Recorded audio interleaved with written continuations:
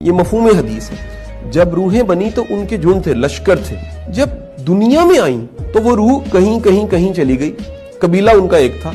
जब वो आमने सामने बंदे आते हैं तो उनकी रूह दूसरी रूह को पहचान जाती है। सो वो रूह का ताल्लुक हो गया। सो सोलमेट का मतलब ये है कि मेरा इसके साथ कोई गर्ज का ताल्लुक नहीं है, मेरा इसका रूह का ताल्लुक है। और आपको लगता है जैसे मैं इसको पहले मिला हूं।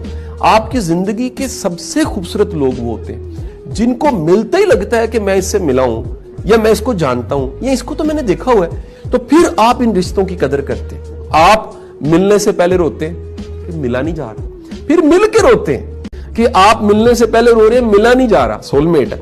और जब आप मिले तो फिर आप रोए कि यार कहां बिछड़ गए थे। तो कुछ लोग ऐसे हैं जिनका आपका सोल का भी रिलेशन नहीं होता। उनका जो कह लीजिए रूह का मटेरियल है और आपकी जो रूह का मटेरियल है, यानी दोनों की एनर्जीज में क्लैश